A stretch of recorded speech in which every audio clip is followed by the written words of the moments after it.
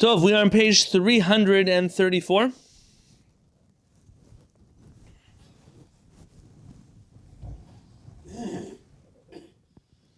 V'zehu seder Birkot HaShachar. This is the order of the blessings of the morning, Shuvau b'Gemara, that are brought in the Gemara. K'shemekitz mishnato mevarech. When you wake up in the morning, you say Elohai, Neshamah, v'chudei. Ad ha'machazir neshamot v'gerim mitim. K'shomea kol ha'tarnegol mevarech. When you hear the rooster, hanoten zechvi v'ina levchim b'yom v'layla. Or the nosach Ashkenazim. And the nosach of the Ashkenazim, they say, Asher natan nasech v'bina levchim b'yom v'layla. Who gave the rooster the ability to differentiate between day and night. K'shlovesh begadav mevarech malbish ha'omim. When you put on your clothing, you say the blessing of malbish ha'omim.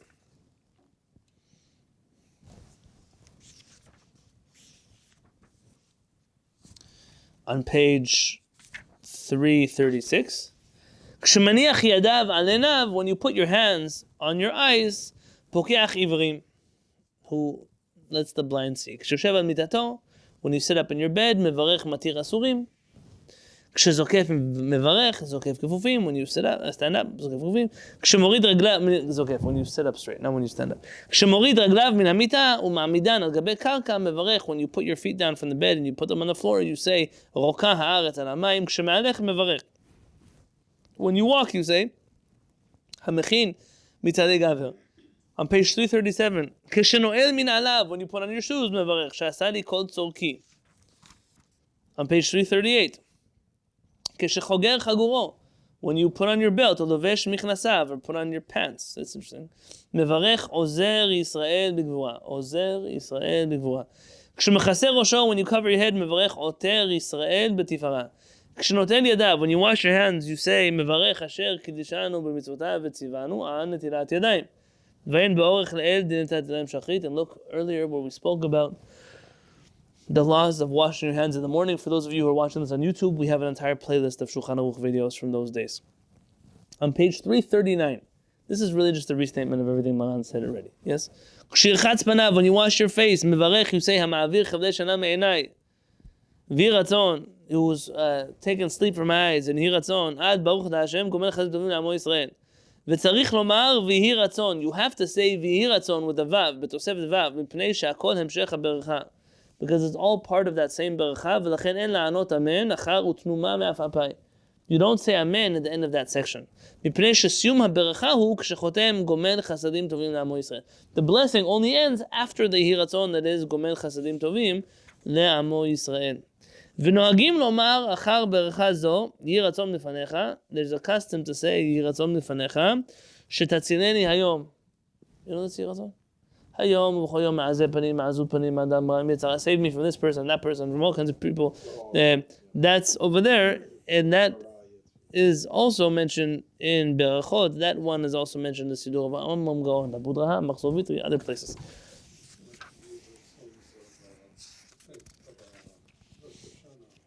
Yeah. Let's look here.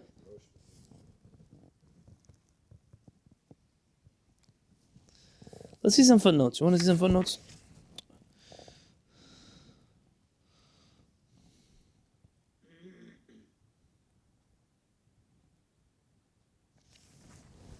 So I'm on page 334 again.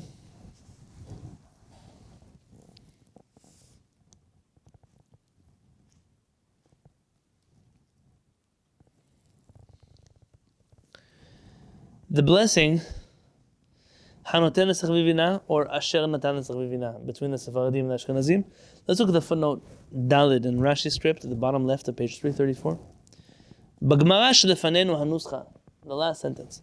The Nosach in the Gemara that's in front of us right now, meaning the Vilna edition of the Babylonian Talmud, Asher Natan, it has the words Asher Natan, like Nosach, Ashkenaz. Yes, I'm on top of 335 in the middle of the page in the Rashi script. V'chen nuschat ha'eshkol. That's also the Eshkol, Moduat Rav Auerbach, Moduat Albek, V'ami'iri, V'michtam, V'meorot. They all have Asher Natan. V'chen ha'noscha b'sidurim nosach Ashkenaz. That's what it is in all the Ashkenaz sidurim. Unoschat harif, and the nosach of the rif is Shen Natan. So that's not like the Sfaradim either. That's Shenatan Nasach Vivina. We say Hanoten Nasach Vivina. V'chen Noschat Harid, V'atosafot, V'Rabbeinu Yona, V'Harosh. All of them say Shenatan. When Noschat HaRambam, and the Nosach of the Rambam is Hanoten. V'chen Noschat Hariyaz, V'Ra'a, V'Rabbi David Avraham. That's their Nosach as well.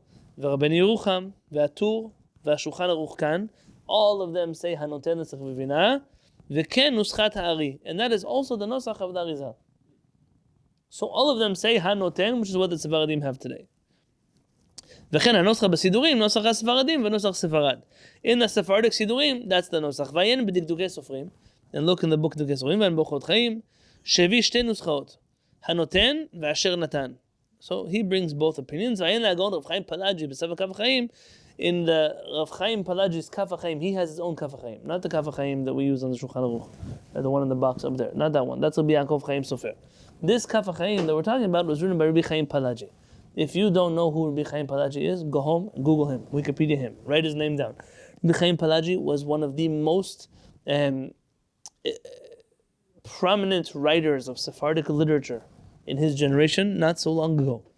And most of his books are out of print and you can't find them. But he wrote, if I'm not exaggerating, maybe 50 or 60 books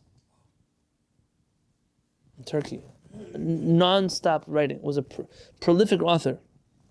And I'm not talking like books like, I read a book. Books like Talmid Chacham, like Chidushim, like real Torah.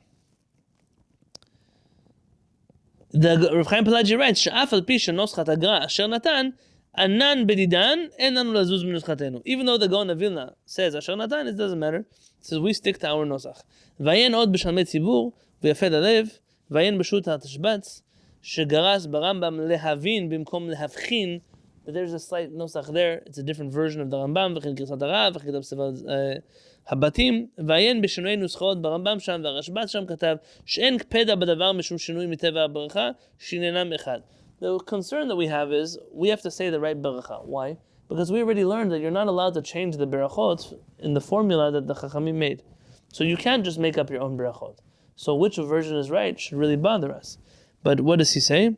The Rashbatz writes that there is no problem because both the berachot mean the exact same thing. So even though one of us has the correct version, one doesn't, it doesn't actually violate the teachings of Chachamim. ומה שכתב הרשב"ץ שם, שבנוסח הגמרא אין הסיום להבחין בין יום ולילה, לשכנו בהלכות גדולות, ובסדר הרמב"ם גאון, הנה בגמרא שפנינו ישנו. And you see that the Rashbatz writes that certain words are not found in the Gemara, but they are found in our Gemara. Okay. Now we mentioned on page 335 that a person who puts on their clothing has to say Malbish Arumim. Blessed are you Hashem, who clothes the naked. Does this only apply to somebody who sleeps with no clothing? What if a person sleeps with clothes on?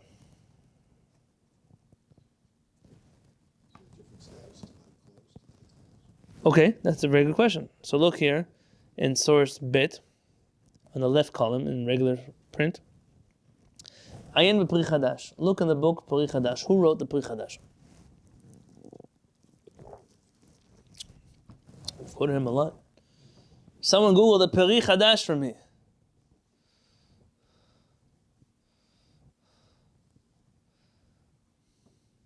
Remember I told you to have a paper? Write down, or in your iPad, or wherever you are, write down the names of these Chachamim. You don't, what I'm telling you now, other people won't tell you. Who are they? Rabbi Chizkiah de Silva. Thank you very much. He lived in? And?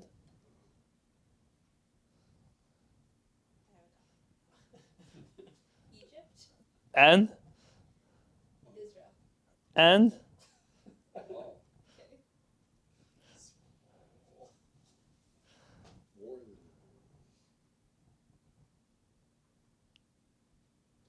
Never Turkey?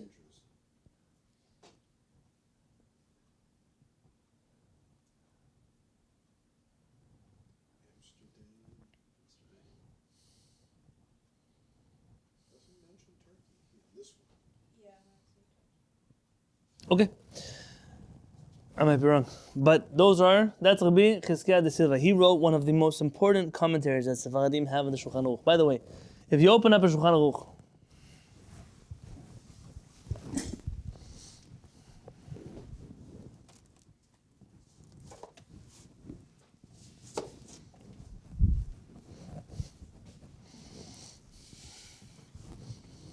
who wrote the Shulchan Aruch?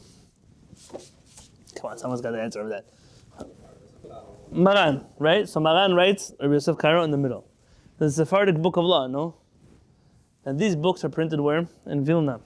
Not anymore, but this typeset is from Vilna. So it shouldn't surprise you that you have here the Ashkenazi Magen Avraham, the Ashkenazi Taz Magen David, the Ashkenazi Ber HaGolah, the Ashkenazi Shaar Teshuvan Ber Hitev, Rabbi Akiva Eger's notes, the Gaon of Vilna's notes,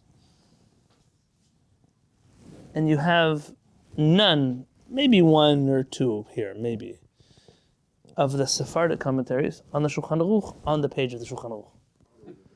You would think that if you're reading a Sephardic book and you want someone's commentary on a Sephardic book, that you should choose the commentaries of the people who learned from the man who wrote the book. You would think, but hey, don't hold it against me. In any case, most of those books we have to buy elsewhere. I have volumes at home, maybe 11 or 12 volumes of Shulchan Aruch that someone tried printing with Sephardic notes on it, and I have 12 volumes. It doesn't even cover a quarter of the Shulchan Aruch. Maybe not. I'm not exaggerating. Maybe not even an eighth of the Shulchan Aruch. It's doesn't, and they didn't finish the job. So I have some volumes with Sephardic commentaries. The other sets, I have to own them on my own. Everyone is different. Its own set. Every time I open Shulchan Aruch, I have to bring 30 books with me to go look at what the Chachamim write on the Shulchan Aruch. Pri Chadash. He writes, the lav dafka k'sheyashen arum. It's not only, you don't have to actually sleep naked to say this Berachot. By the way, according to Halakha, a person shouldn't sleep that way. Ela kevan shelovesh malbush ha'elyon. Once a person wears his upper clothing, sha'alav mevarech malbish arumim. That's what he says, malbish arumim. What do you mean upper clothing? Okay, so let's say upper clothing. If you okay, think of like Sephardic clothing. Yes, those long robes. Under those robes, though, there's like a thinner robe that you kind of, that's like your underwear almost. Yeah, and you sleep in that, or it gets hot in the summer. You take off your you know what you think about? The Saudi Arabian princes. Think of them. They have these beautiful like gold, black. You know what I'm talking about? There's a name for it that's slipping my mind in Arabic. It's a beautiful but that's just the thing you put on top of your actual clothing. That's not their actual clothing. You're sitting around and you want to start rolling kufta kebab. The prince doesn't roll anything. He just sits there looking at the people who work for him. But you take that off. You're at your table. You want to eat. You want to loosen up a little bit. You take that off. It's the outer clothing that you put on over your underclothing. That's what's when you say the berachah, who dresses the naked. So think about us. It's not necessarily to transition from pajamas to daytime clothing, but it's our underwear, undergarments, and then we put our clothing that we present to the world like that. By the way, I'll tell you the truth. I never understood in the West. Of course I understand in my culture, but in the West, people are very embarrassed to be caught in their underwear. Like if you would see a man walking around in his underwear, it would be very embarrassing. But he goes to the beach, he just walks around with another pair of underwear, and everyone thinks it's normal. But the same thing with women also. Meaning, it's the same, you're literally wearing the same exact clothing. So why is it embarrassing here, but it's not like, if you would walk in on somebody, God forbid, and they're like, Hashem Yishmael, what did I see? But it's literally, you go to the beach right now, and there are thousands of, not now, obviously. You go to the beach today, thousands of people. The only people on the beach right now when it's raining are the people who visited from Wisconsin, and they have to get their money's worth, so they're swimming in the Pacific Ocean with the hail, right? That's the only people who are swimming right now in California. I don't understand why they're so embarrassed. You understand what I'm saying? So they're here. It's all context. It's context. So when you have your outerwear that you put on your underwear, that's when you say this berachah. And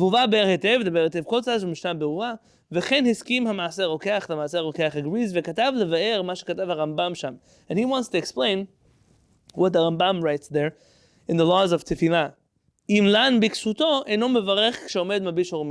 The Rambam says that if you sleep in your clothing, when you wake up, you don't say the blessing of he who dresses the naked. Maaser Rokach explains that only refers to I mean, what the Brit Chadash is saying, that your overgarments are what you're blessing on, is not in contradiction of the Rambam. The Rambam says if you sleep in your clothing, then you can't say this blessing in the morning. He said the Rambam means really if you sleep in your clothing, meaning you fall asleep in your suit and your tie, and then you wake up Friday night. You wake up Shabbat morning, you don't recite this blessing because you're still dressed. But the fact that you sleep in clothing, the Rambam is not saying if you sleep in clothing, you can't say the blessing in the morning. If you sleep biksuto, in your clothing, meaning the clothing that you usually wear outside, then you wouldn't recite this blessing in the morning. And he mentions that which the Bet Yosef, Maran, Rabbi Yosef Karo, says in the name of the Rosh. Im en nehene mihem kegon sheshachav al mitato bilti erom eno mevarech. That's a good question. We're going to actually talk about. You're going to ask that question? You have to drink a cup of water. So what do? You're covered. You can rest. You can't pray in your underwear. Yeah, but very good. Specifically, that goes to the Shema. Yeah. So he kon nikat Orach Chaim. Really, if you wanted to be strict, you make a berachot, you get dressed. Yes, you would get dressed. But like here, it's assuming that there's multiple berachot that happens before this one. That's the other. Before you're getting dressed. right. So unless they're like PJs are always steamed. So that's why we're all assuming that he's wearing something there. I mean, is this like with the assumption of the thing where you have this blanket on you? Also, yes, very good. Other poskim talk about doing all of this under a blanket. I had a roommate in Baltimore who read, I think it was the Kitzur Shulchan Aruch that says that you can't show your feet in public. So he would go put on his socks under his blanket. I think to myself, like, you have to say, it's a very unusual thing to see somebody trying to blindly putting on their clothes. It's like a whole blanket that's moving on the bed, trying to get on his sheets and his pants and his socks and his shoes. They get dressed under their bed sheets, and they don't show their feet without their socks on. Right. And we should remember, there are places in the world, like in Europe, where people didn't show their feet in public. That was a Middle Eastern thing. You wear sandals. This is still in the ultra-Orthodox community, there's a stigma against showing your feet in public. Wearing sandals, or what do they call it? Open-toe shoes. I didn't even know that was a thing, but that was right. That was because in their world, that really is not something that you do. But technically, if you're like in water, for example, up to your neck, you're considered covered. Right, for a woman especially. Yeah? Umidikatav bilti erom. That which the Rosh. That's a discussion, by the way. It is a discussion. That which the Rosh writes that he's not naked. Velo katav im shachab b'vigdo chalva. He went to sleep not naked. He doesn't write he went to sleep in his clothing. Mashma dekol sheshachav afilu b'chaluk levad bilti erom hu. V'im ken gam divrei Rambam yesh lefaresh kach. So really, you have to understand what does it mean. Sleeping with clothes, not sleeping with clothes. There's what to discuss there.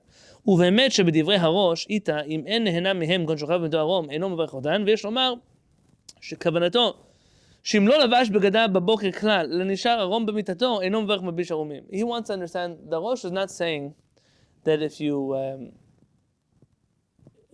you slept naked, that you don't say this blessing. If you didn't sleep naked, you don't say the blessing in the morning. He says, what if a person's naked? In the morning, they don't get dressed. They just stay under their blanket, like Oren was saying. Yeah, this is before they're changing. So then they wouldn't recite this blessing because they're still not getting dressed. וכן כתב בהדיע הטור בקיצור פרקי הראשם, וזה הלשון, אם אינו נהנה מהם, כגון שוכב במיטתו ערום ביום, או שלא פשט בגדיו בלילה, אינו מברך אותם. The tour mentions the name of his father, that if a person goes to sleep undressed, in the morning they're still undressed, and they're staying under their blanket that way, they don't recite this blessing because they didn't get dressed. And if a person went to sleep dressed, and meaning in the morning they're not getting dressed, then they also don't say this blessing of he who dressed the naked. And so that's just common sense in the way that if you're not getting dressed in the morning, for either reason, either because you're not getting dressed or because you're already dressed, then both of those would not warrant the blessing of being dressed. וכן העיר בזה הגאון רבי אהרון סימן טוב בספר נתיבות החיים, ועיין גם במגן גיבורים, on page 336 on the right side, שכתב על דברי הפרי חדש, שכן משמע ברמב"ם ובשאר הפוסקים, ועיין בשו"ת עם כלבי, ועיין בהגות איש מצליח על המשנה ברורה. Look at the notes of the איש מצליח on the משנה ברורה. You know, there's a lot of tension between this family and the world of Rav Mazuz, but here I'm happy to see them respectively quoting each other. B'shem Magon Rabbi Meir Mazuz, the name of Rabbi Meir Mazuz. Who's Rabbi Meir Mazuz? He's a very special Talmid Chacham who lives in Bnei Brak today. He's one of the last, perhaps the last, of a breed of Sephardic Chacham that doesn't exist in our world anymore. I'm not a student of Rabbi Meir Mazuz, so I don't take credit for everything that Rabbi Meir Mazuz says. But Chacham Mazuz is the last of a Chacham that is a Gamir v'Savir b'chol Torah kula. He knows the whole Torah. In matters of halakha, you can ask him on anything. He is expert in Hebrew grammar, in Shira, in Piyut, in Makamim, in all the genres of music and literature. He is the man who feels comfortable taking a book of Rabbi Shlomo ibn Gvirol and editing it for typos. You understand? To edit one of the early poets of Sepharad, you have to have some serious shoulders to lean on. You know, these are very, very special chacham. And I suggest, if you're not familiar with him, to familiarize yourself with him. Shiadgish hamem shetevat arumim dilav hachi meshmao pekachim. Okay, he just mentioned that a grammatical reason that you have to pronounce the mem properly so that the meaning of the word does not change to something else. I have a few more minutes with you. Let's just do one more footnote. Okay, in Gimel. So we said this blessing.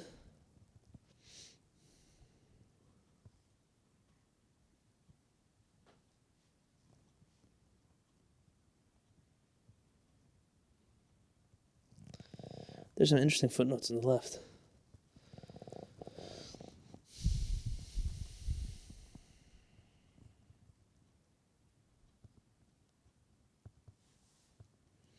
In the blessing of Matir Asurim, the Abu Draham writes, Rabbi David Abu Draham says that it's not in our Talmud. Perhaps you shouldn't say it, because it's not in our Talmud. But in our Gemara, it is there. And the Rambam does quote it in the Tur and the Shulchan Aruch. And so we say that blessing because we believe that it is in the Talmud. But it's very interesting that he didn't have it in his Talmud. Let's look in the footnote Gimel on the right side. There are a lot of details on the left. They're details. That's what they are. Vayen Barambam. Look in the Rambam in the 7th chapter of the Laws of Prayer. Shekatav, that he writes, Kshmehalech latzet laderech. When a person gets ready to go on a trip. וכתב הפרי חדש לבאר, and the פרי חדש mentions, הרמב"ם לשיטתה שגורס ברכת שצריך כל צורכי, קודם ממחים אצל גבר, אבל גורסים...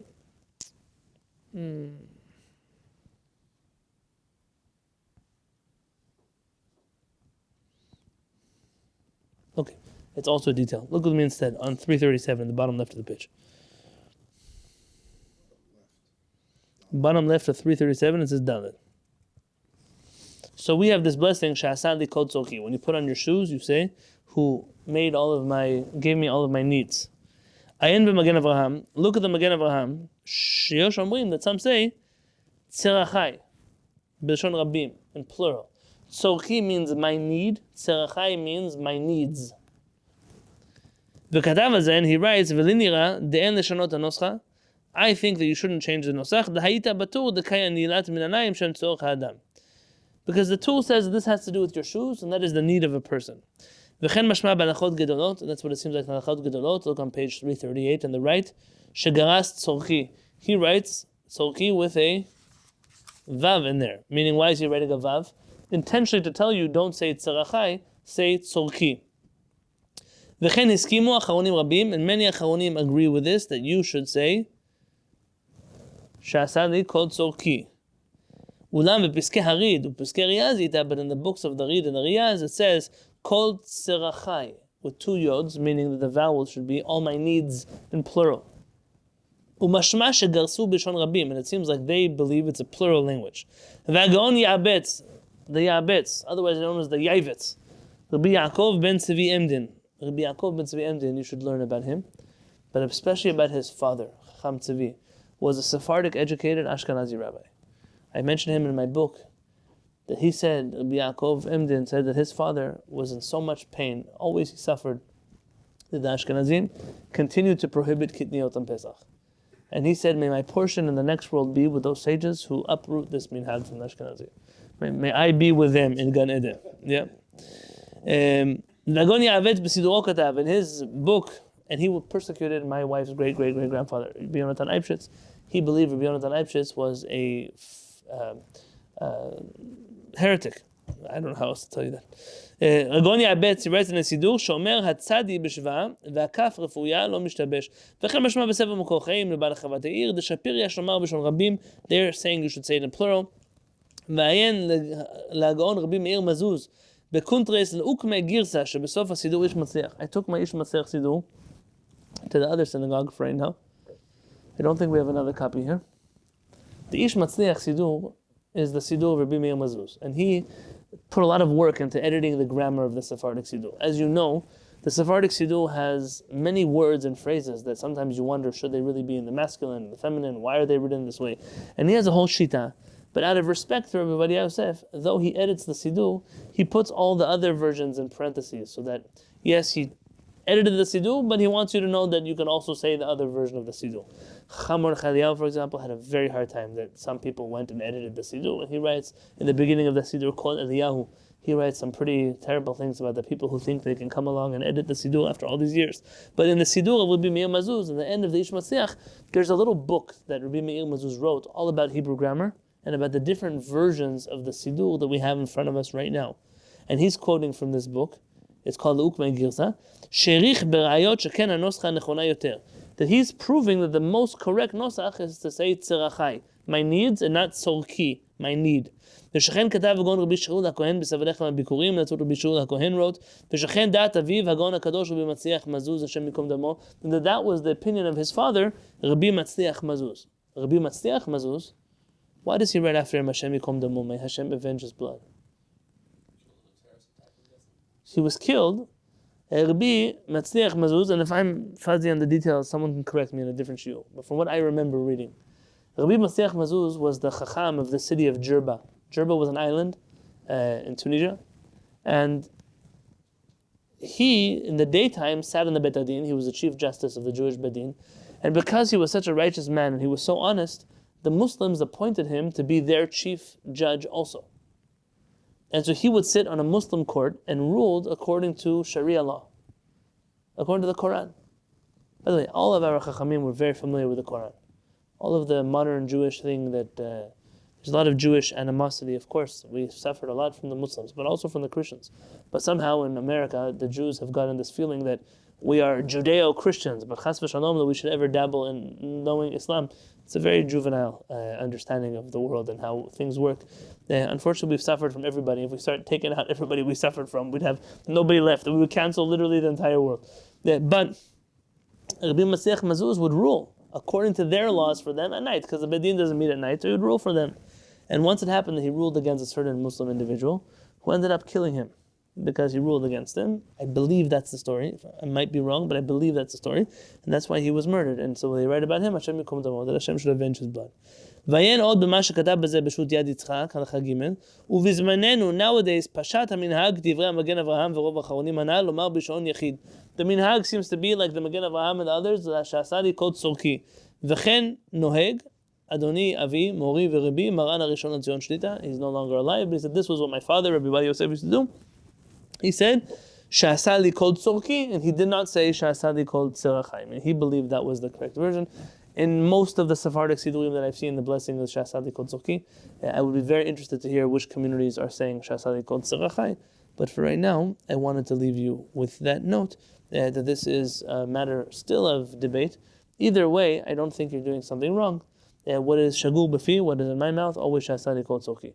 If I would hear compelling reason the other way, could be we would be willing to look at it the other way. But that's how I remember, that's how I was raised, that's how I was taught, that's what I do myself. But either which way you go, you are in good hands. God willing, we will continue the Shulchan Aruch next week.